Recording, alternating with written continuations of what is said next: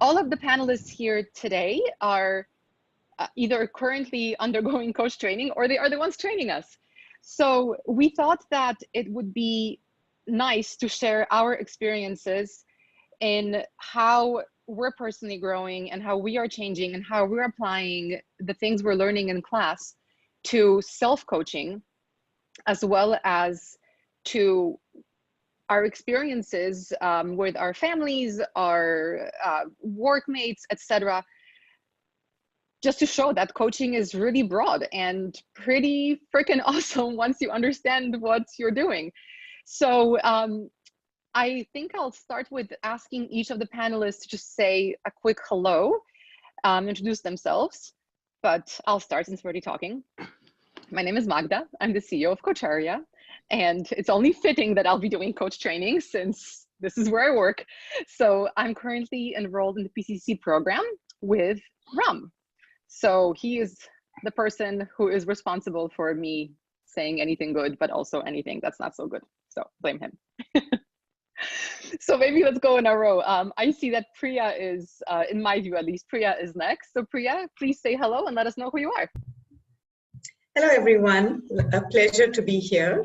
I'm an ICF Master Certified Coach in MCC and a senior practitioner from EMCC as well. Been a full participant and learner through Coacharya for my coach training, and now I'm a mentor coach, who've helped around 130 coaches go through this program. So it's a great place to be.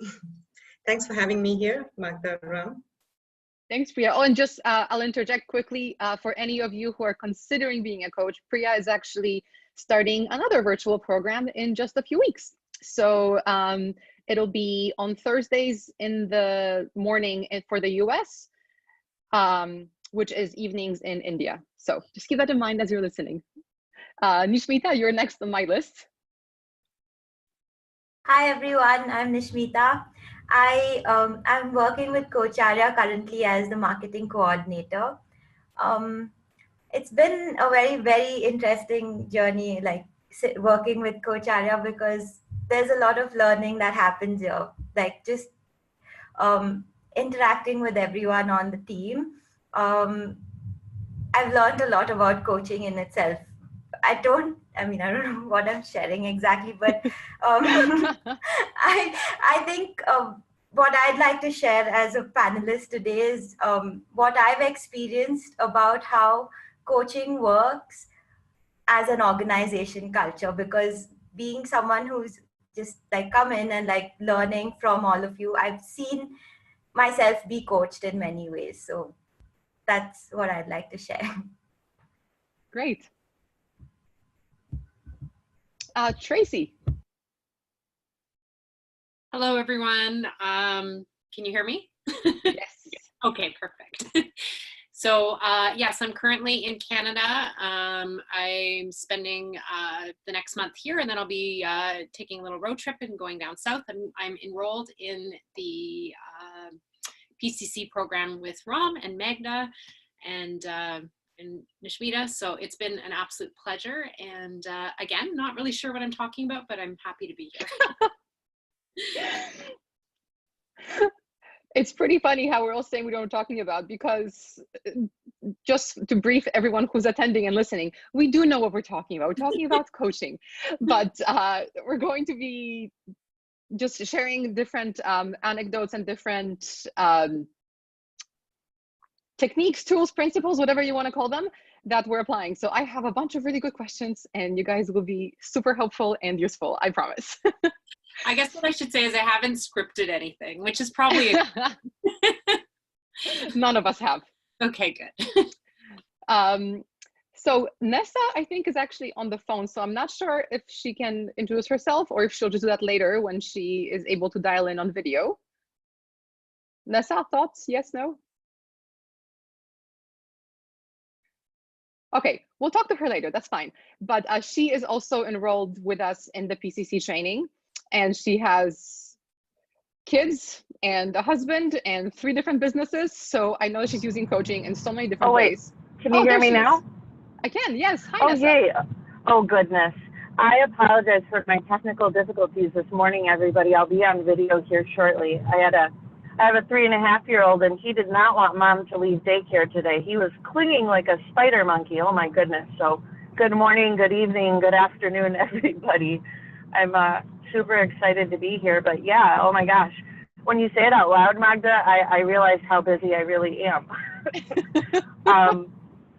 So, yeah, thank you for having me. I'm also in class with Magda, with the Ram teaching us, and Tracy and Nishmita. And I absolutely just so grateful for the experiences that I've had. I'm excited to hopefully share some of the growth that I feel that I've experienced, and definitely the tools that have just really changed my game, I guess, is how I would say it. It just, it's definitely breathed a new avenue of life into the journey. So super happy to be here. But yeah, mom of one, husband to try and manage.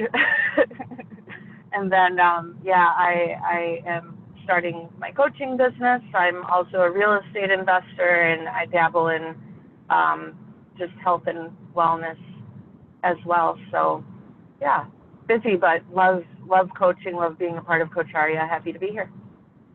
Thank you, Nessa. And Ram, even though most people here know you, can you tell us who you are? Okay, for what it is worth, yeah. Officially, I'm the mentor coach at Coacharya. Cindy is our program director. She may be somewhere in the audience today. Yeah, I founded Coacharya about, I don't know, God knows, 7 years ago, 8 years ago, something of that sort. After I took my PCC, and now, yeah, beyond that, there are multiple labels that have been added on. But then coming back to specifically what we are talking about, I think the way some of our discussions are going now is the way that normally happens in a coaching class. There is obviously no script. And in fact, my own personal preference is not to have any slides whatsoever. Sometimes I put one slide for the whole class of 3 hours or something, and people go through it and we discuss.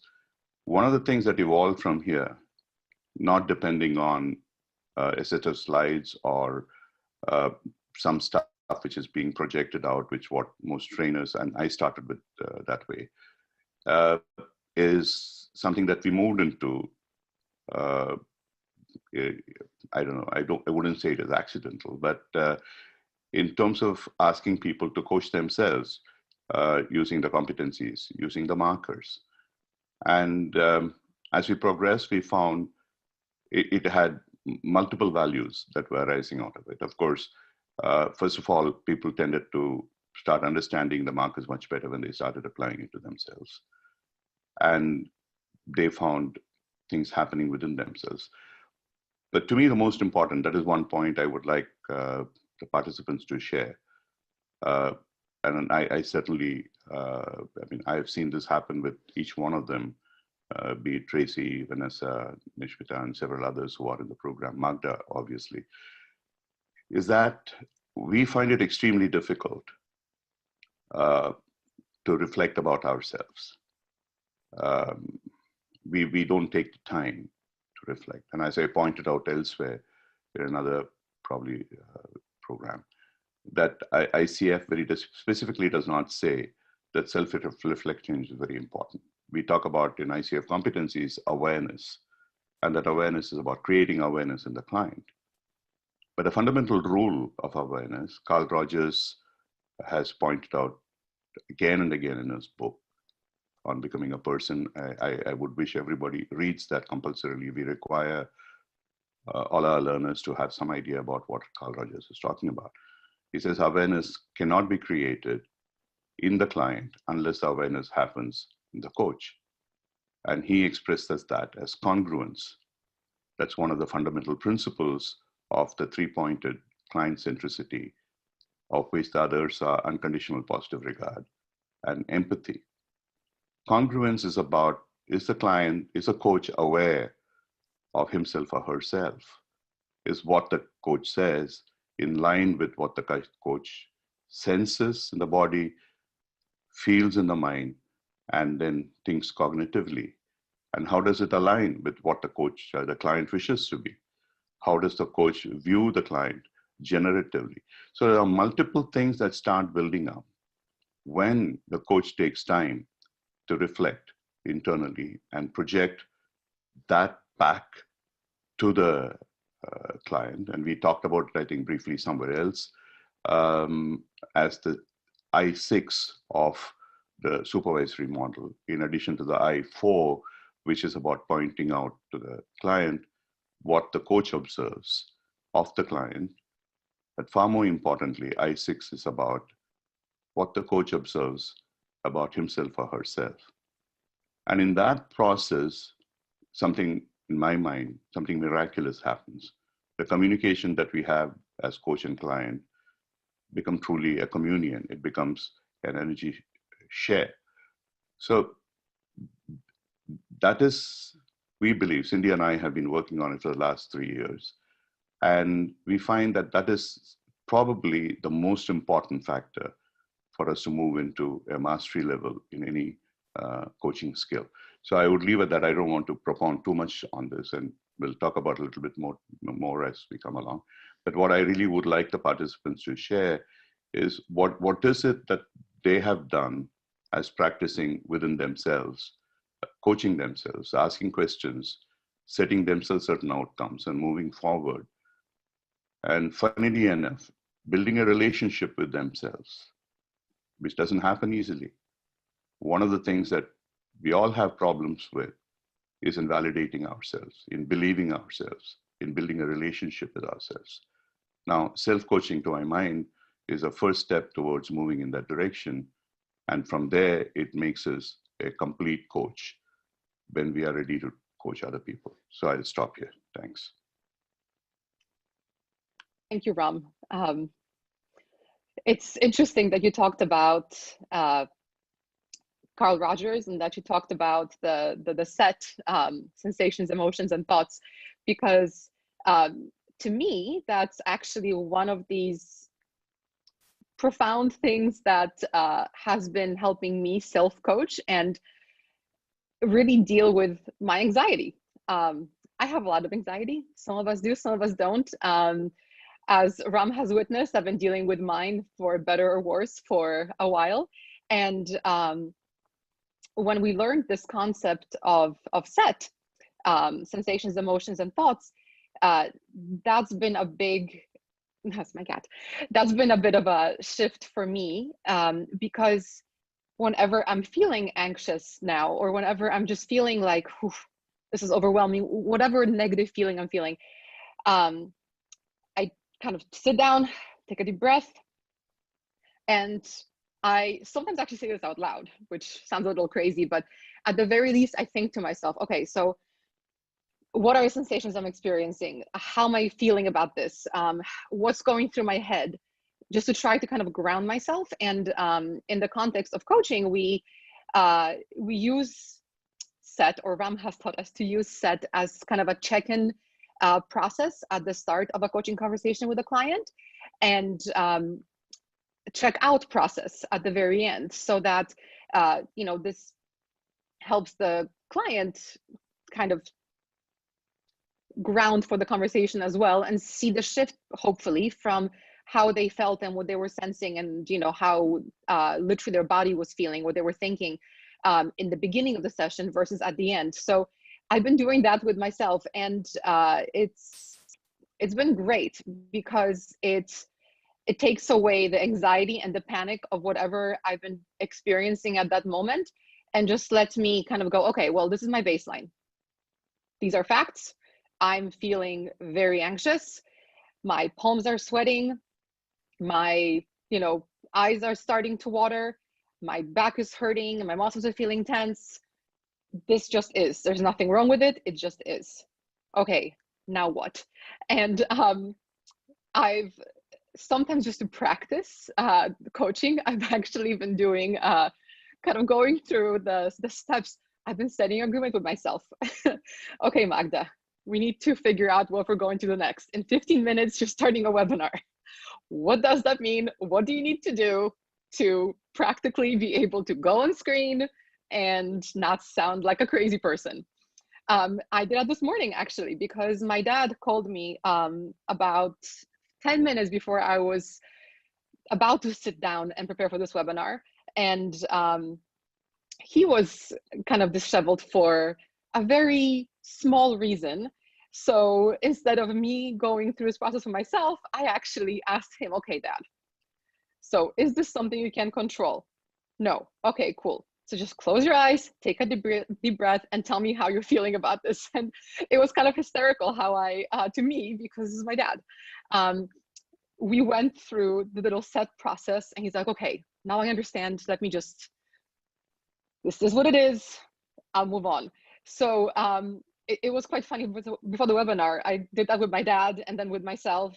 And honestly, I'm still feeling a bit disheveled. I think you can tell. You guys have seen me in many different webinars, and I do feel a bit nervous. I think my hands are moving a bit too much. I feel a bit of tension here, and I know I will loosen up by the end of this webinar. But for now, it's a bit uncomfortable. But what's interesting to me is I've always been feeling these things. I've always been thinking these things, but it's only been when I put a name to it with Set, and when I was able to frame some things I'm experiencing the same way that I would frame a coaching conversation with a client, that it's been this empowering thing. Like, it makes me feel like I can take control of some of my anxiety or some of the issues that I come across in daily life. So yeah, that's what's helping me. I don't know if it's making sense to everybody. I hope it is, but I thought I would share that to get the ball rolling. And throughout this conversation, panelists, please, just unmute yourself and jump in whenever you want to. I will definitely call on you if you don't start speaking, but I encourage you to just talk. Otherwise, you'll have 90 minutes of me rambling, which nobody wants. I'd like to share something. Please. Okay, so from what I've seen and learned about coaching, 2 words really come to mind. One is that it's extremely liberating, and the second is that it's a very humbling thing. Humbling because it reminds me that I don't know everything, and I can't make assumptions about anything. Like, I don't know the answers. It's just about asking and asking and asking and seeking to understand. And liberating for the exact same reason, because it takes such a load off of you, because you don't have to know everything. And as you were speaking, I was just thinking about how, you said that it might sound crazy, saying these things out loud, but we do that so naturally as children. Like, we speak to ourselves. Somewhere we stop doing that as we grow up. I don't know why, but that's so important, because with our closest relationships, we think we know people so well, so we just start assuming. It's like, oh yeah, this is what's going on in their mind or whatever, and we do that to ourselves as well. But it's so important. I think that's what self-coaching is, that we don't just assume things about ourselves, but we keep asking questions and then find out the answer. And so for me, that has helped a lot. Like, in one instant that it's actually helped is, I've been trying to start a little bit of entrepreneurship myself, and there was this whole thing of, no, I have to be able to do this by myself. And then, it was very difficult. Like, there was this internal struggle, but then on questioning it a lot, I asked myself, with the help of, also through, during the coach training, which one is more important? That I start this, or that I start it by myself? There is that stark difference there. And that only comes through questioning. And in terms of my friendships also, it's helped, because I'm no one to give advice. I mean, I'm a peer, first of all. And so it's just about listening and asking questions ultimately. And so, yeah, I mean, that's what it has been, at least for me, humbling and liberating. This is what I wanted to add. That's awesome. And I do agree with that. It is humbling, but for me, it's more liberating than anything else, because once you kind of allow yourself the space that we tell our clients that they should allow themselves, where it's okay if you don't know the answer. It's okay to ask for help. This is why we're here. We're not here to give you the answers. We are here to ask you the right questions because you already know the answer. Is it unconditional positive regard that a coach should and needs to have a good coach for the client? Because we're not here as experts, right? We're here because we think, okay, client, you know what you need to do. You can figure it out. You're intelligent enough, you're smart enough, you're whatever enough to do it.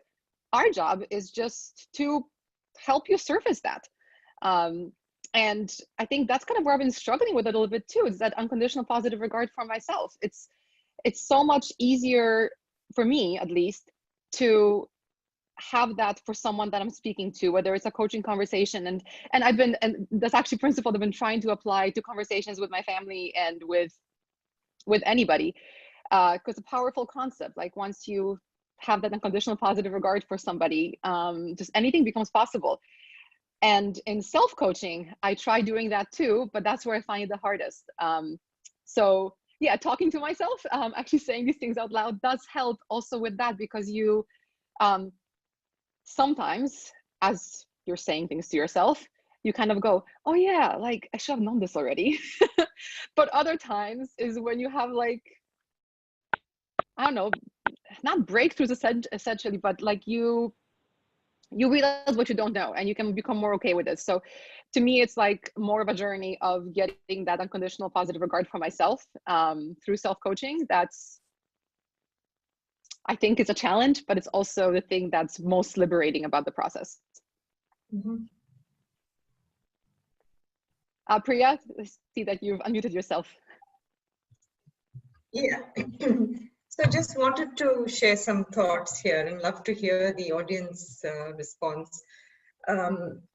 We don't live as individuals, right? We are constantly interacting in an ecosystem, which means we have relationships, we have the environment that surrounds us. So it's all about the relationship with ourselves and the environment. I think what we often forget is that there is a relationship that we have with ourselves. And self-coaching, I think, plays a big role there. It's in how are we interacting with ourselves. It also determines how we interact with our clients. So, you know, invoking that inner coach within ourselves, I think, is very key to our own growth. And as both as a mentor coach as well as a coach myself, it's beautiful to see how the clients themselves start asking themselves the questions, right? So in my journey as a coach, what I have witnessed is, you know, the first session, second session, we get into a rhythm, and eventually I hear them, when they are comfortable, I hear them ask themselves the question. And I think that's a beautiful space to leave a client, because that's really, because the coach is not going to be there right through, right? We don't want the client to be dependent on the coach. So when we create a space where they can ask themselves the question, we have started the process of self-coaching for them. And for me, that's been a phenomenal journey to be able to do that. And of course, the same applies to me personally, as you know, I have seen transformation in some of the participants, which is phenomenal. Perhaps sometime later, I will share some of the, you know, one or two stories that have been humbled and been privileged to witness in clients who have used, you know, who have been coaching themselves as part of the coach training program. As Nishmita and Magda shared, you know, it's been liberating. We try to apply those concepts to ourselves, but it's hardest to do it with ourselves. But I think it's the most critical as well. Because for me, it's been about getting in touch and becoming aware of what is it that I can change in myself. And if I can't, what is it that I can manage about what I can't change? it's an inner dialogue that happens all the time. And I think that's been a very useful tool, if I want to call it. It's been a phenomenal journey for me personally. Yeah, it's scary. To me, that inner dialogue is a little scary because I think it's, you know, Ram has been coaching me for a while, and when I think about kind of my journey being coached by him, in the beginning especially, the pauses are terrifying. The well, what do you think type questions, they're annoying because at first you're like, shouldn't you be asking me? Like, I don't know. But no, it's the whole point. Like, you do know. It's the coach's job to bring it out. And yeah, like when that shift happens, when you start asking yourself the questions, that's, I think, when it becomes really real, if that makes sense. Because your mind kind of goes from, okay, so this person is here and they are here to help me, versus, no, I'm responsible for helping myself. Like, that's when you start to realize that, yes, I have the answer. You just have to confront it and bring it to the front. Like, that's when it's, to me personally, at least, it becomes a little scary, because you don't have that crutch anymore of the coach. You realize that it's on you. You got this, but also you got this.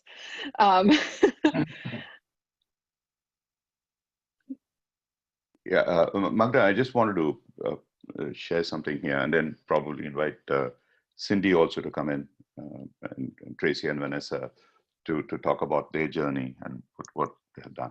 One of the most powerful experiences that I had in my coaching experience has been, there was a person who was referred to me with a physical ailment.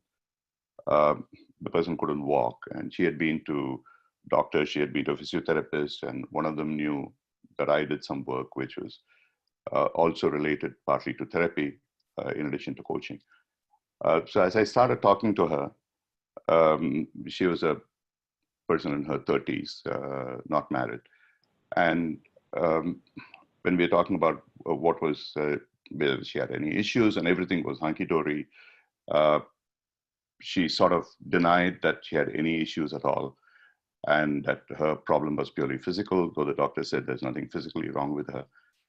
And at some point in time, I don't know quite what happened, I started turning it back, the lens back into her, and asked her to start talking more and more about herself, how does she view herself. And at some point, she kept saying that, I'm extremely happy. And I asked somewhere a question, do you love yourself? She said, yeah, of course I love myself. And I have no issues at all. And there are other people who are caregivers who love me, my parents, my friends, and so on and so forth. So on an impulse, I just asked, I pulled out a piece of paper. This happened in my own office, gave her a pen and said, will you please write on this, I love whatever her name was, XYZ, I love Jane, whatever. She said, absolutely no problem. So she took the paper and the pen and she was about to write. And believe you me, 2 inches over the paper, her hand stopped. And for the next 15 minutes, it just stayed there. It wouldn't move. And I went out, got some water, brought it there. Then she burst out crying. So I said, what would you like to say? She said, I don't know. I thought it would be easy for me to write that, but it wasn't. I couldn't. So all that I could tell her was that, look, please go and think about this. And when you are able to write, I love myself on that piece of paper and you really mean it, then let's start talking. You may not need me to talk to you because probably you would become, well, actually it never happened, to be honest. I mean, even after about 2 years or 3 years, I sort of came back to her in some connection and she still had that problem. So just saying, it's something extremely difficult. It doesn't happen that easily. For us to be able to connect with ourselves, and to be able to say it in a completely different context. Those of you who might have watched the Theory U kind of interaction with Otto Scharmer, or even the Will Smith program, I think on Netflix, about the astronauts. There was a point at which time, one of the first set of astronauts who went to the moon, they turned the camera back onto the Earth while it was supposed to be on the moon. And suddenly they see the planet Earth from wherever they are, mid-space. And invariably, the comment that they start making is, this view is absolutely spiritual. It makes us look at ourselves very differently, how fragile we are, and how there's a layer of probably which is millimeters thick, as it were, from the space, which is protecting us. And if something happens to it, we're all going to be destroyed. In a sense, you get into that kind of a space when you start looking at yourself and seriously contemplating as to what is happening within you. It's an absolutely spiritual experience, if you will, to move into that space. Which is why if we make it pretty much mandatory, as for instance, EMCC has done in terms of what is called the understanding self, that's a competency that you need to develop, exhibit, and evidence. It makes it so much easier for us to move from that point in terms of having a conversation with another person.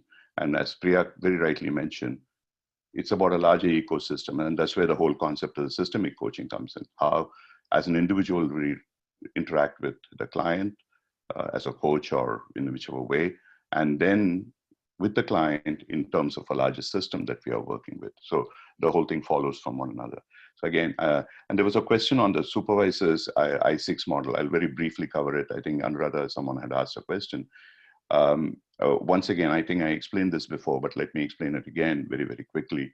I4 in the supervisory model of the 7-eyed model of Peter Hawkins is about the supervisor coach sharing with the client coach and discussing about the awareness that that client coach has about his or her own client outside, because the supervisory relationship is really between a coach supervisor with a coach who is a client about some other client that he's having. It's one level down.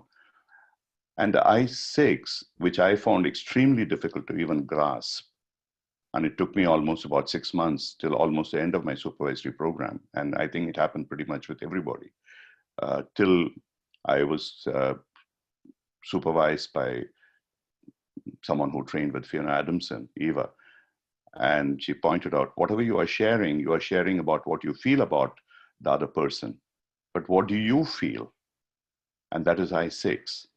And that's the first time that I really started looking at it from a need for the coach to be able to look within about the conversation the coach is having with the client. What is happening within me as I listen to the client? What are the sensations that are happening to me? Am I getting tense? Am I relaxed? Am I feeling something else? What are the emotions that are happening within me? Am I aligning with the client? Am I moving away from the client? Am I really showing positive regard to the client? And if not, am I willing to express that? In fact, Coacharya says beautifully that I don't believe in Pollyannas. I need not agree with everybody, what everybody says. But if I do not agree, do I have the courage to be able to put it out there, but in a way that it benefits the client? Is that possible? If not, I have no business being a coach with that particular client. There are people who say, hey, someone is uncoachable. I don't believe that. I don't believe that anybody is uncoachable. I would say the coach is unclientable. The coach doesn't have the capability to deal with that client. So people who say someone is uncoachable, they have to look at themselves as to what the heck is wrong with them. So the fundamental understanding of what Roger says and application of that first within ourselves moving forward is what is really needed. So what I would request is, Cindy, if you could just share some of our experiences when we have worked with, because that has been one of the most difficult elements when we are moving PCC coaches who are ingrained in markers to something beyond the markers and competencies, look at it differently. And then I would like to really share. Vanessa and Tracy, both of you in your journey, I've seen tremendous changes happening in you. What really led to that? Nothing certainly in the class. It was something that you did to yourself. So I would like to understand a little bit more about what happened to you. Thanks, Cindy. First, I just got to say, unclientable, Ram. We take ownership. We own that word now. You first heard that from Ram at Coacharya. Unclientable. And it's on a Not record. Yeah, not client unfriendly, unclientable. Okay. So what I want to say is, while listening to Magda talk and Nishmita talk, and I can't resist saying this, but Magda, so much of what you shared was so much of coaching presence showing up naturally in a coach. It's that competency of trust, like inner trust, and coaching presence, how you find it within yourself. Presence to your body, your emotions, your thinking, what's going on with you in your anxious and not so anxious moments. It's almost as if you embodied that core competency. So I could only imagine your demonstration of it with clients, or when you're with clients, how easy that would be. And even Nishmita was talking about working with, or herself being an entrepreneur. And she's talking about progress and accountability as if it's almost embedded in her. And yet I know you're on a coaching journey yourself as a new coach. So I just wanted to point that out. It just felt really pleasing listening to you. It's also pleasing for me to notice that came from Ram and all the coaching presence in him. Something that was not very easy for him when I first met him. So it was lovely to hear that and knowing that Ram trained you and all that showing up in you. Ram, what did you want me to talk about? Sorry, I mean, in terms of, absolutely,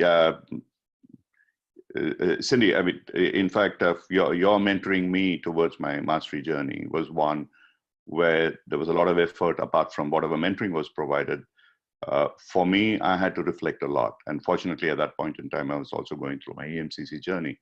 So the whole concept of understanding self and self-coaching made sense to me.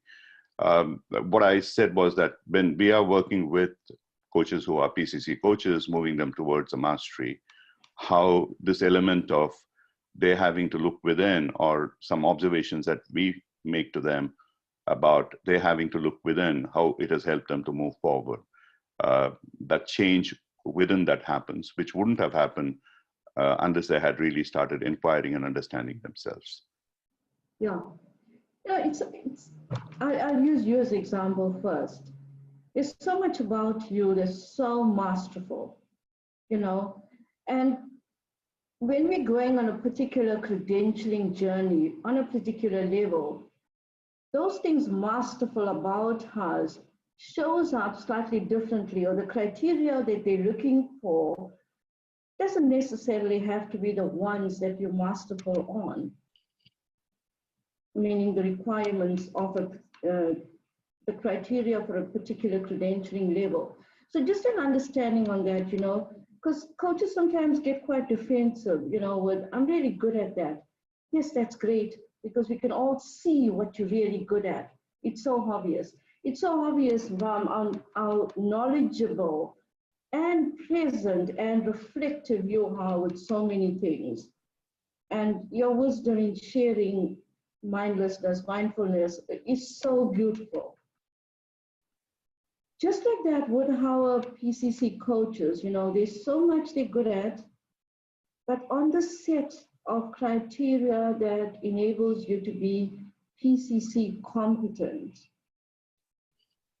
there's so much that we have to bring up these competencies on, as Magda was sharing, connecting with the client, or highest or greatest positive regard for the client, and how understanding self then begins to show up in a deeper way with the coach in how they demonstrate core competencies in their response to the client, like listening, and responding, listening and responding.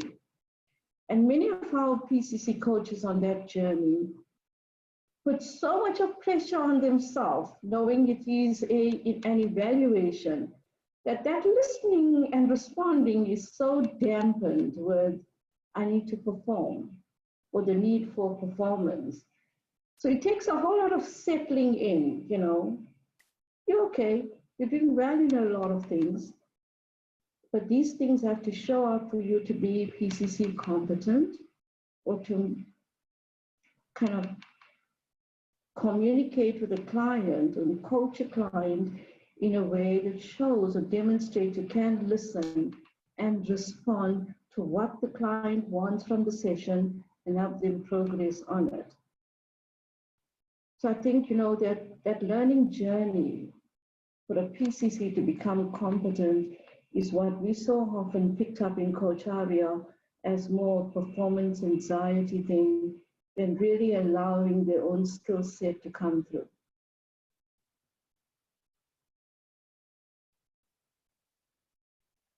Okay. There's some points on that I'll pick up later. Let's come back. Magda, the others to share. Yeah, Tracy or Nessa, it'd be great to hear from you about the shifts you've experienced through your self-coaching, because like Ram said, they're obvious to all of us who are in class with you. Well, one that I noticed most significantly, I actually had never been coached really prior to starting this program. And so when we started sharing in class and Ram started asking questions, I think one of the ones that was most, it didn't even come off as uncomfortable at first. It actually came off as kind of a little bit irritating was when Ram would ask me how I was feeling. How does that make you feel? Because, and I was just like, what do you mean? How does that make me feel? Like, it doesn't make me feel anything.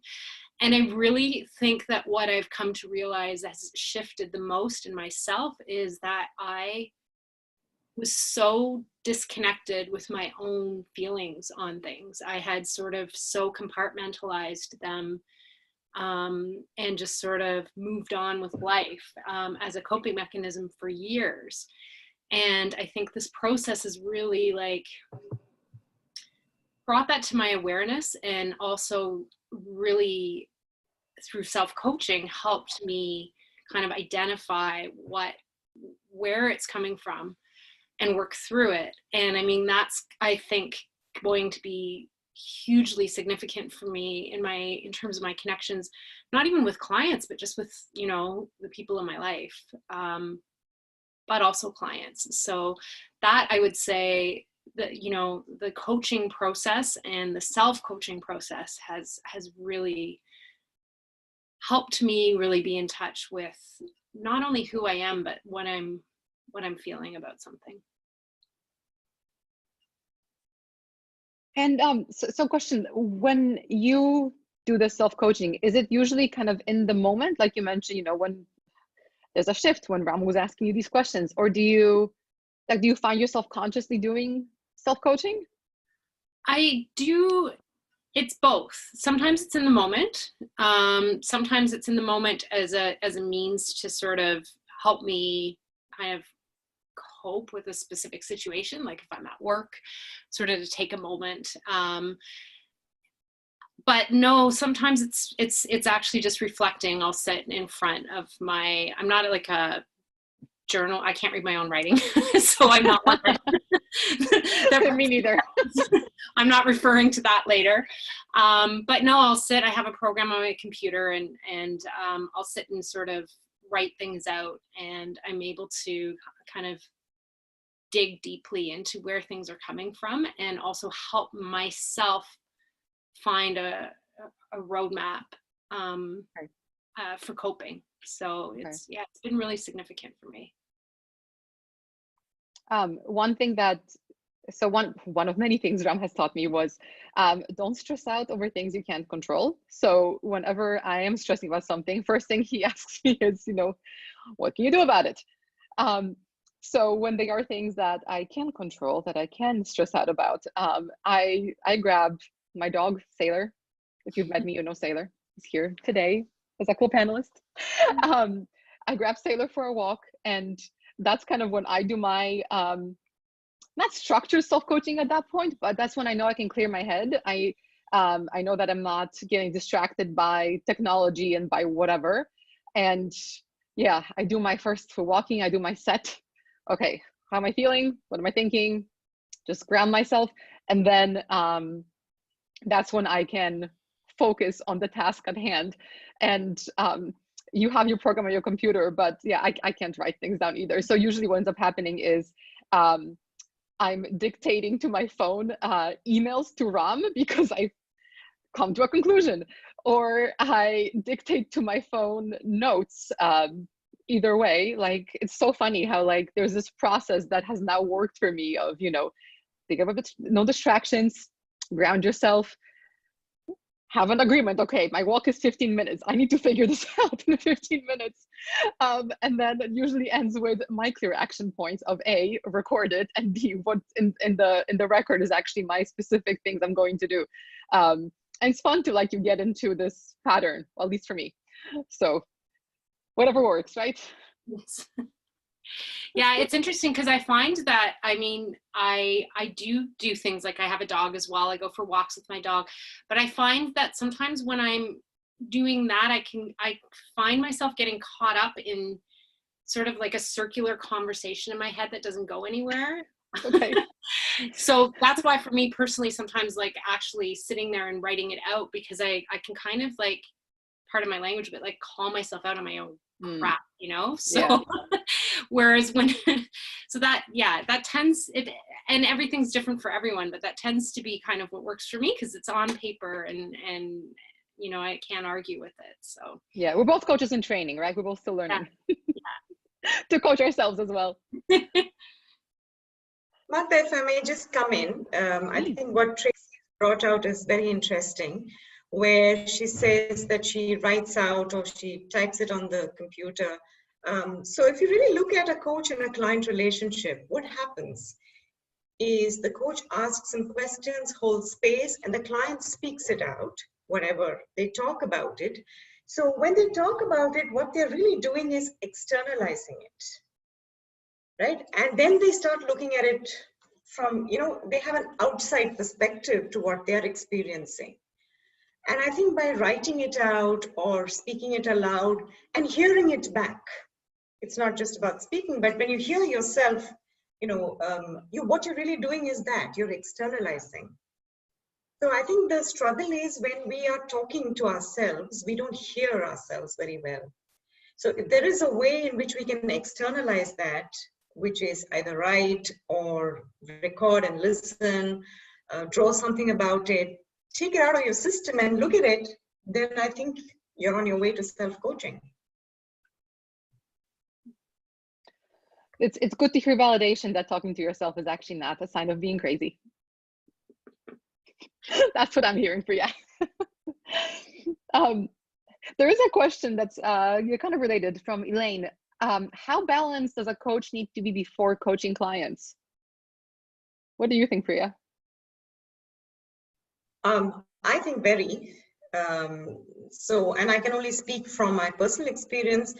I go through a certain, if you want to call it a ritual or a process, someplace, something that I tell myself to ground myself, you know, and it's what I tell myself. I said, let the best come out of this conversation. What is best for the client? And let my best self be there for the client. So this is something that I keep telling myself before any conversation that I go. So for me, that is balance. Okay. And Priya, that's myself. Sorry. There's another question, comment, that I believe I will always be a coach in training as long as I am a coach, which obviously all of us are here, right? So even when you get credentialed, there's literally a requirement for you to continue educating yourself so that you can renew your credential. So I think we're on the same page that we all should be and are training. But I'm curious, for you as a master coach and a coach trainer, do you get coached? And do you still self-coach? And I guess which one do you find more useful and how? So for me, I think I do a lot of self-coaching. I do a lot of it. So I journal a lot. I go back to, if there is some issue, some challenge that I'm facing, I'm constantly thinking it through, asking myself. And you know what? The most important question that has served me so well is, what's important about this challenge for me now? And if you really look at it, it is your competency around goal clarification. If you look at the competency marker, it's about what's meaningful about this for you now. So this has been a question that has really shifted things for me. So I do a lot of self-coaching, Mark, that to answer your question. There are times when, like Albert Einstein says, a consciousness that creates a problem cannot solve it. Sometimes I don't see myself, I don't hear myself very well. That's when I do reach out to my peers and I get into a coaching conversation and I become the client. And I keep telling them, just tell me what you're hearing. I just want to hear myself. Cool. So do you find yourself coaching the coach as you're doing that? A little bit. Nessa, it'd be great to hear from you. Where have you seen the biggest shifts? Yeah, we can. Perfect. Oh gosh. This whole time I've been observing what everybody's saying and then thinking about how I can somehow concisely share, because that's such a big question. I remember checking in with Javier in our class just around the time when he was considering Coacharya, and I was already blown away by my own growth in understanding what it means to be a coach, but just my journey of self-acceptance and how I feel that that's expanded, that I've expanded. So I know you'd asked about like the self-coaching. So I find that in the past I was tackling this from a cognitive space where I felt previously, before all the awarenesses that I had gained through understanding and self-reflecting, that this was a problem, this was a logical problem. And with more intelligence, with more knowledge, I can solve this problem of what ultimately I've learned was just acceptance of myself. It was a self-worth conversation that I hadn't really truly faced up until this experience, up until being in class and sharing, and then truly reflecting, just doing that work. But I find that I self-coach a lot. I've I relate it to when I'm a coach, I want to be fully present. I want to be absent of judgment. I want to be that pure presence. And I've been holding myself accountable in my self-coaching that if I don't want habits of judgment to thrive, they can't thrive within myself first. I can't come to myself with judgment and then want my bad behavior, or not bad behaviors, but the habits that I want to shift from. You can't practice judgment and eliminate it, if you will. So that's just kind of where I've been really focusing on, in moments where I notice, and I say it that way, I notice different energies building within myself, or I notice the chatter when there's an occurrence, whether I'm having a conversation with somebody or whatever it might be, whatever it shows up at the time. where in the past it was I would jump right into the storyline. I would jump right into whatever my mind was creating, and I would analyze the story. And now I've gotten to a point where, and it resonates, and I brought it up in class, being the witness. I've held so strongly to that concept of, the mantra, I am not my thoughts. And creating that separation and really seeing my mind, even visually, I see my mind as this incredible tool, this laptop, right? This is an instrument for me to leverage, but it's not who I am. I am more than that. And so I bring that awareness to my self-coaching, and that's what causes my balance right away. For me, I'm such a visual person, so it just takes me that 10,000-foot view where I can see where I've been and I can see where I'm going, and I'm not in the story. I'm not in the minutia of what my mind is creating. And the other piece of my self-coaching that's evolved is now it's constantly with gratitude, where again, I'm replacing judgment of myself, and accepting, all that is me for what I understand of it, and all that I will learn about myself. But I bring gratitude to my conversation with myself.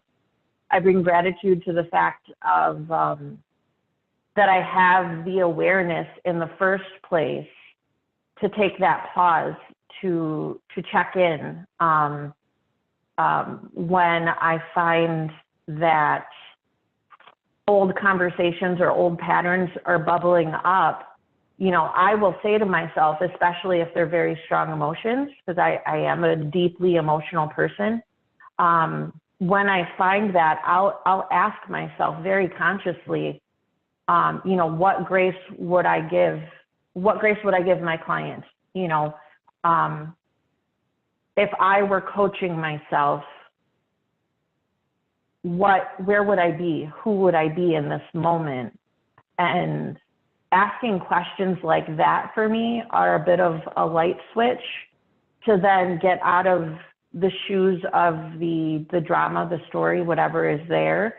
And then, whether it's myself, my sense of responsibility maybe, or I think the love that I have for helping others, I switch my hat to a coach hat, and it quiets my mind. It quiets me internally, to just take that moment and then say, okay, if I were coaching myself, if I were coaching this person as a client, these thoughts,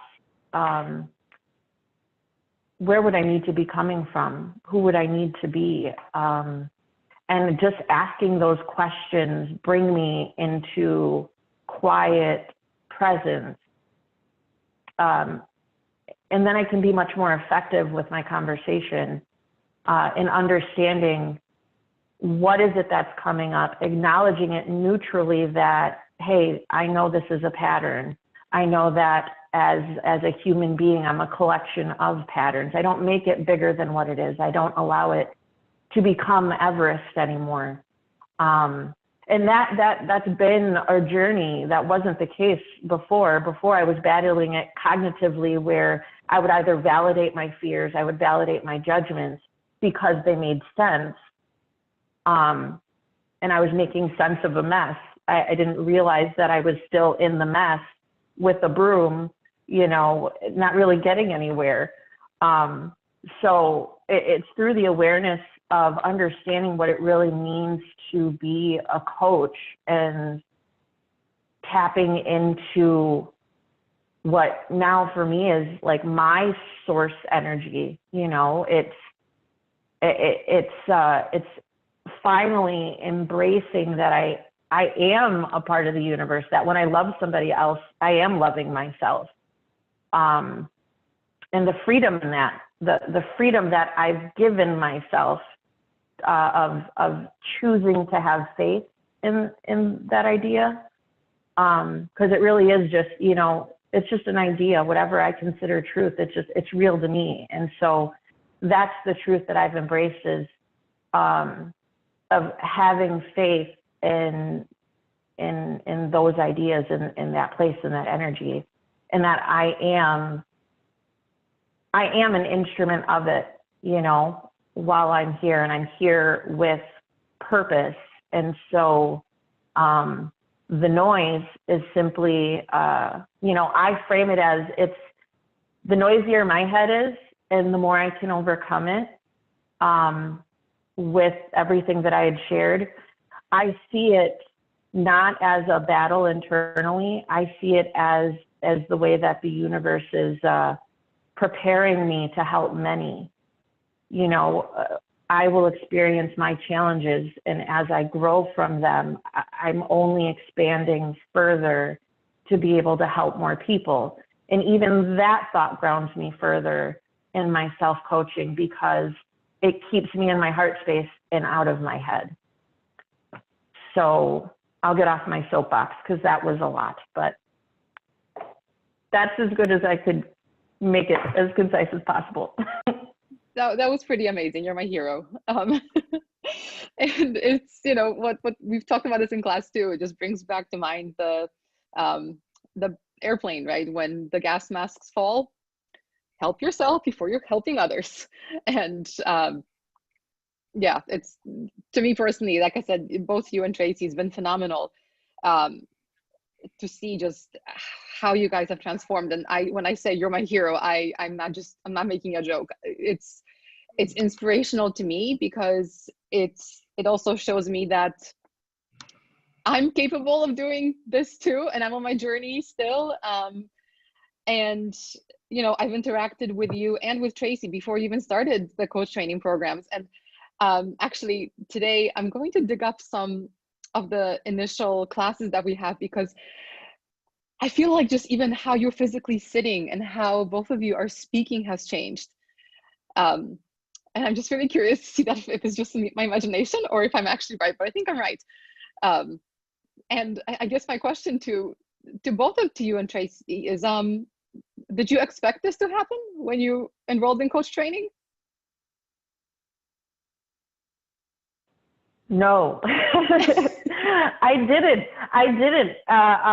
You know, for myself, I mean, when you know, being completely honest, like when I knew that I wanted to help people, and so I knew that you know, my heart had sent me to a place where I needed to learn how to be a coach. You know, I love knowledge, I love learning, and I wanted to get it the right way. I wanted to have something that was powerful in a curriculum that my gut told me was right for me. And so when I spoke to you guys, I was just so excited to learn. I was excited for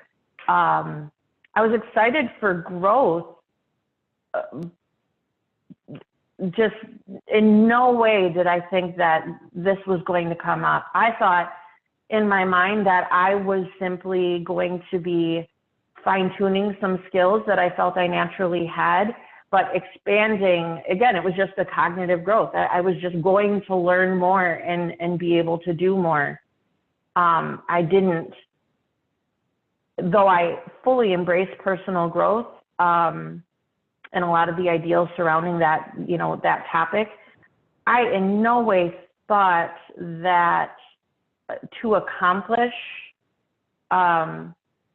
becoming a coach, that it was purely a journey within, you know, and also I didn't know how deep I go, and I know I'm pretty deep, but I've also, this whole experience in a really exciting way kind of scares me, because I think this is like unlimited. Like, I don't know where I end. You know, if that makes sense. Like, I don't know where I end anymore. I feel like every time that I've gone deeper, you know, the same exact world, you know, I think about it, right? A circle has 360 degrees. And so my whole life I've been on like degree number 5. And the perspective of degree number 5 is just that. But all of a sudden I'm going around, you know, it's the same journey. It's the same world. It's the same people. It's me, but I'm seeing it with different lenses each time, and I'm reusing lenses and I'm cleaning those lenses up, and it's just crazy. It's crazy awesome. Sometimes I feel crazy though, because I talk to myself a lot, but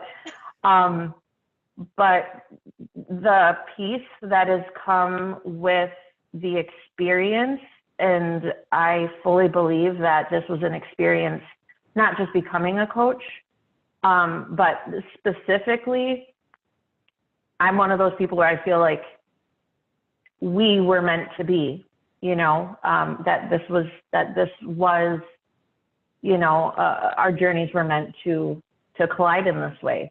So, big no, big long story of no, I did not expect this.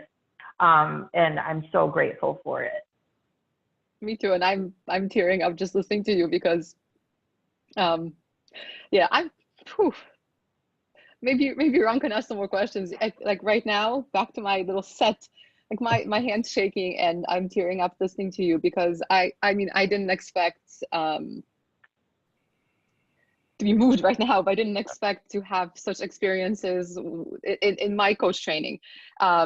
Like you said, you don't know where I don't know where I end anymore. And I don't think you end.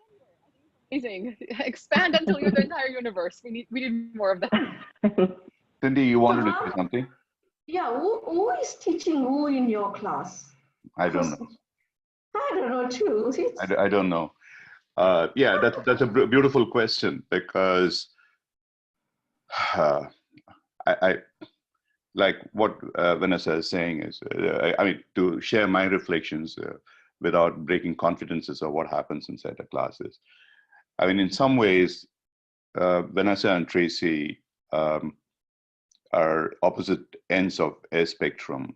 Like Tracy said, I was unable to share my feelings. I was even irritated about being asked, what do you feel? On the other hand, Vanessa was someone who would, at a drop of her hat, be able to share him. Am I correct, Vanessa? Am I saying the right thing? Yeah. And in fact, I think that's fair. Yeah, she would, like what Magda is saying, she would choke up in terms of doing that. And today, the same experiences when she is talking about them, she is speaking about them with a profundity that it's amazing.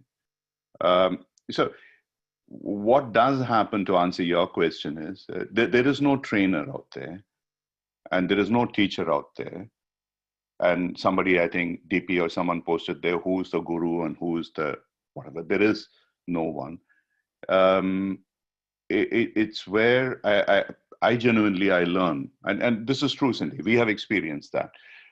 We, as being in that class with people, we are constantly learning. And the moment we stop learning, and somebody talked about, you are always a coach in training. I would say that all of us are in learning all the time. And the moment we stop learning, that's it, that we are finished. We don't deserve to live, to be honest. I mean, the whole purpose to me of living is that you constantly learn and you evolve. And that's exactly what Vanessa says. The other thing I just want to bring in here is, Payal had asked a question about what stands in the way of self-coaching, and Priya had answered briefly on that. I thought about it. I mean, I don't think I have a complete answer for it, but one of the things is, to quote from Einstein, he says, you can never find a solution to the problem from the same level of awareness or the consciousness at which the problem arose. Unless the level of awareness, the consciousness increases, enhances to another level, we cannot even glimpse a solution. Now, we find it a very easy way today to jump to anybody else who we think is superior, a coach, a counselor, a therapist, or advisor, a mentor, whatever it is, because we live in the world of instant noodles and instant ramen and instant everything. So it is too much of an effort for us to go back and question ourselves. Why am I where I am? Because the world is, in a sense, highly objective. Subjective becomes a bad word in a way, that you are focusing too much on yourself. The question to ask really is it possible to be subjective without being only immersed in yourself? And somebody asked a question about, made a statement about inside out and outside in. I think these have to be constantly be reversed. Can I be able to look inside at the same time keeping the outside in view, like Priya talked about the systemic viewpoint. And I have a theory on this to whatever extent it may be true. I'm not a researcher. When you look at the Maslow's hierarchy of 5 needs, most of us, when we are born, we are in fulfillment of the first 3 needs of basic security, safety, or belonging, and then emotional needs. We are taken care of. In most places, the way we are grown up, maybe less than 10% would be in one of these needs. So from very, very early stage, we are constantly fighting for that cognitive superiority over somebody else. We want to show that we are better than somebody else. I need to be within the first 3. If you're not one of the first 3, you're not worth it. Everything that you do has to be in the first 3. And that starts with kindergarten, admission to kindergarten, parents pushing children, and so on and so forth, and children pushing themselves. And when you are in that space, the lenses get highly distorted. The lenses are focused in terms of how much better can I do than the next person. And very often, many other things happen. But if we take time to turn the lens back into ourselves, how can I be better than myself at this point in time? Is there something that I can do? I think in some way, maybe it's not coming out that clearly when Vanessa, Tracy, and others, Magda, they start looking at the self. One of the things that really comes up is, hey, this is where I am. And this space, for whatever reason, is not as good a space as I would like to be. The space that I would like to be is something better. The desired outcome is something better. And this is where I want to move. And so there's a process of self-coaching that starts. This is maybe theorizing, maybe cognizing, but I think one of the things that happened to me when I did that was that. So yeah, but Tracy, if you could explain like what Magda asked, what Vanessa talked about, was that what you expected? And what is it that truly did happen for you? No, I actually didn't expect this at all. I was very practically, it's a long story, but I had started talking to coaches for a retreat that I was planning that ended up falling through because there was a political crisis. And that started getting me interested in the coaching process. But like I said, I had never been coached before. I viewed coaching as something that helps, empower people. Maybe even in my head, I thought of it as fixing people. I definitely did not realize the level of how different the reality is. And I'm so happy for everywhere that this journey has brought me. But I'll be honest, I was very practically looking at it as a career option for myself, as something I could do remotely. I previously in my, in a previous career, I guess I could say mentored people. So I viewed it as a sort of practical next step. I, did sort of anticipate that perhaps it would help my own personal development, but I don't think I realized the level that I would really be going deeply into myself. So it's been an amazing process. And if you know, and I definitely, I know that I'm coming out of this, and I know that I'll be coaching people, and it's going to be, I think, something that for the first time is going to fill me with a sense of passion and purpose that I've never had in my working life before, to the point that it doesn't even feel like work, you know? But even if none of that happened, even if all that, you know, came in, or not all, but if just the journey I've gone on was the only result that came out of this, it's been worth every single minute. So yeah, that's I guess that's what that's where I'm at. It's a good place to be. So Tracy, I know you started coaching a little bit ago, so it's really cool that you have clients already. There's a question that came up, which maybe you want to answer, maybe the other coaches. In what circumstances could self-coaching create a difficulty to be present with our client? I'm curious if that's something that has come up for you yet, or if not, then maybe Cindy or Priya could comment.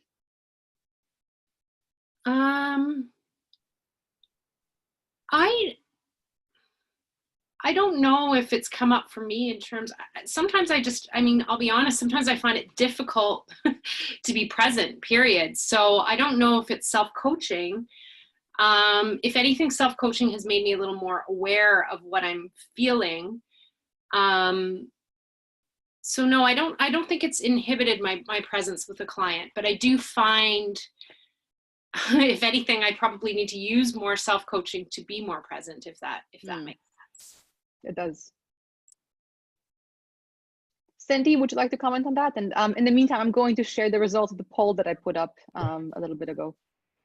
Yeah, so that question on the chat box, which I can't see now. Okay, in what circumstances could self-coaching create the difficulty to be present to our client? So there's a few ways that I could think of, and I'll share what I noticed is the one thing that gets in most coaches' way, and that is when they get into the own head space and begin to rationalize and think about what is the next question do I need to ask, you know? Because they're so used to this, you become aware of self-coaching. And when sitting in front of a client, you know, you get into your own space of what is the next best question? And knowing how the mind works, you ask yourself, what is the next best question? 10 questions will pop in, and then you play the game of which one do I need to ask now? And in all that, you lose presence and connection with your client. Because the client is busy talking, you're busy thinking, you need to catch up with whatever they said and how appropriately you're responding to them. Having said that, there's a lot of value in self-coaching. A lot, because you begin to grow and develop internally. I do an equal amount of self-coaching, and I get coached a lot, really a lot. In the evaluation process, I am the client. With our MCCs, I am the client. So I get a lot of coaching. So I think there's equal value in both. And the journey of reflection and growth is really quite a beautiful one. For me, what it has taught me personally in life is this process of how and when to step forward, to stand still, take a step behind, or just to be silent. And in the many roles I've played, I see the value of that. You know, sometimes you may just want to be reactive and say something, and I've learned to listen to my body that goes, no, take a moment, be silent. There's immense value in that. So I think that's one of the biggest learnings I take away from coaching.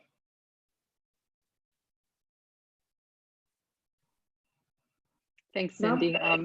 I'm still struggling with that. Don't jump in. as anyone who's ever met me. Cindy, Oh, when, I thought you know, jumping. one of the things, what occurs to me is you use the word reflection, and I find it to be so powerful because at the end of the day, the foundation of all self-coaching is about reflection. What's happening? In a sense, what you're doing is you are turning the lens into yourself to reflect as a mirror in a way, whatever is happening. But I think the difference between pure reflection, which is a spiritual practice in many traditions and cultures, and self-coaching is the intent. So if we make that one simple addition when we go into reflection, is there an intent that I set for myself that I think Lorraine, somebody mentioned about anxiety, for example, and many of you, one of my greatest interests is in neurosciences, and recently I was watching a video about the mind, about, again, I mean, this is people who know about this is very old hat, how the amygdala expands at the times of stress, anxiety, or fear, or anything of that sort, and then it basically cuts off your connection with the cognitive prefrontal cortex. So everything is done purely out of an immediate emotional, instinctive reaction rather than any thought out action, which most of us who are familiar with neurosciences and psychology, we wouldn't know that. But does it mean that we know what to do when it happens? The answer is no. I, for instance, for years, I was plagued by this. When I got angry, literally I could see red. And at that point in time, for a few seconds, maybe minutes or whatever, I was not in control of myself. It took a long time to reflect on that, go through severe meditative practices to be able to get rid of it. For many people, anxiety is a huge issue. Panic attack is a huge issue. Something repetitively keeps happening. It's almost like a OCD, obsessive compulsive disorder, and this kind of thing happens. So now, even as I think Lorraine made that point, labeling it as anxiety, and this is being caused, and reflecting on it, hey, almost visualizing, like I'm sure Nessa can do that because she's a very good visualizer. I'm shrinking my amygdala, and therefore is my anxiety reducing? I mean, it may seem idiotic, but it would help. And we know that from scientific experiments that this helps. So there are very, very simple things that we can do. So the movement from that reflection into coaching could easily be accomplished by setting an intent in terms of, hey, this is something. I think Vanessa mentioned that earlier. So some habits that I would like to change. And I would like to move from here to another place, which for me is better. It's not about a right or wrong, but I feel more comfortable with that. If we start with that intent, and if you're able to do it for ourselves, I think that practice would tremendously help us in terms of how we work with other people in terms of coaching. Thank you. There's something that I want to ask here. So as of now, we're all a lot of us are practicing or learning to self-coach. So it's sort of something that we're doing consciously, or it's, something that we have to consciously try and do when we identify ourselves in a situation. But how do you suggest that we turn this, to use coaching terms, into an unconscious competency? Because, yeah. Yeah, Cindy, would you like to answer that? So one of the simplest things that come to my mind is just practice, and as you learn and develop and have clients and continue coaching, then you ask yourself, what did I really do well in that session? Great. What could I have done differently? Not what did I do bad. What could I have done differently next time? And you develop from that. And as you continuously grow on that session, in that practice of coaching and noticing and coaching and noticing a reflective process, you'll find that your own unconscious competence begins to show up. It's like driving. When you start, You pay attention to everything you have to do. There's breaks, where's this, where's that, what do I need to do next? And after a while, you don't even think about any of that when you drive. Just become conscious competence in you. It's the same process with coaching. But I gotta also tell you this, you know, in different credential levels, that unconscious or conscious competence means different things. Sorry, unconscious competence means different things. Like when you're going onto the mastery journey, then it means something else. And you start moving again from beginner to developing within a skill set to mastery. So that happens differently in different stages of your coaching journey. Perhaps you have a new set of clients, and working with them, you need to relook at your whatever skills is required for them. Yeah. Ram, you want to add to that?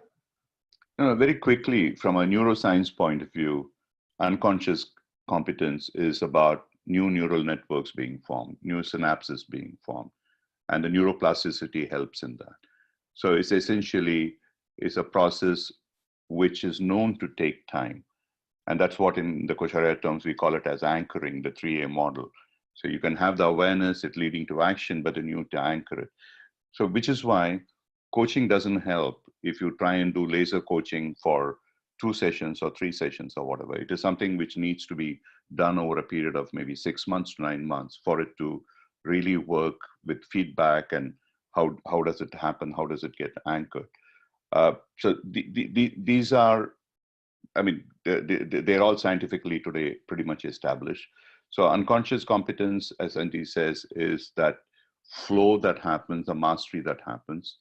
There are a number of factors which are continuous practice, the intent to move towards that, and how do you anchor and embed yourself in that space. So when all that come together, then you reach whatever you call it as a peak or a mastery or a flow or a zone, whatever. I mean, it's a huge subject by itself, and I'm sure we can address that in another one. I think we are now pretty much close to the end of the session. Magda? Sure, I'll wrap this up. I'm a little disheveled after the earlier emotional outbursts, but thank you, all the panelists. Maybe if any closing words from anybody else before I shut things down? Nessa, Tracy, Shmita, Priya, Cindy, anyone? Yeah, don't forget my session on Tuesday. Don't forget Cindy's session on Tuesday. All of you should have already in your email a link to the full schedule. If you don't, just go to our website and you'll find it there. But yeah, we're here all month, every single morning in Chicago, evening in India, every weekday of October. All these sessions are free. Some will be more structured than others. Today was unstructured, but I learned something, so I hope the rest of you did too. I encourage you to please continue the conversation on forum.coacharya.com. It's free, it's a forum. Most of us, if not all of us on this panel, are active on there, so please come and let's continue chatting. And yeah, all support each other in coaching, self-coaching, all these wonderful things, and together we can save the world, one person at a time, including ourselves. But yeah, First ourselves, Magda. Say again? First ourselves, I said. First ourselves, exactly. Put on your mask first. But yeah, for those of you who want to become coaches. Sorry, Magda. Oh, sorry. Somebody's asking how they can connect with Ram.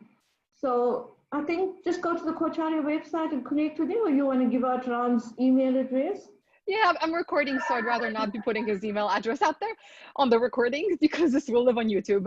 So yeah, just go to the website, click on contact, or go on the forum. He'll be there too. But yes, please do that. Or on LinkedIn, find him there and he'll be happy to LinkedIn with you. But yeah, so for those of you who aren't coaches yet, Priya is starting a new program the first week of November. So you could train with her and become amazing yourself, just like her. And if you already are a coach, then Cindy and Ram are starting the next mastery program on January 20th. So if you have your PCC or you're about to have it, please also get in contact with us, and you can work with Cindy and with Ram to basically, you know, like she said, start in the beginning and learn what mastery means to you. So yeah, I will see all of you here tomorrow for a session on religion. So we have 5 different panelists, including another Coacharya trainer, and we'll have a Buddhist, a Hindu, a Jew, a Muslim, and a Christian. And they're not going to a bar, but they could be. So please come and hear about different religious perspectives on coaching. Tomorrow, same time. So 6:30 p.m. India time, 9 a.m. Eastern / New York time. All right. Thanks, everyone. See you tomorrow. Bye-bye. Thank you very much. Thank you.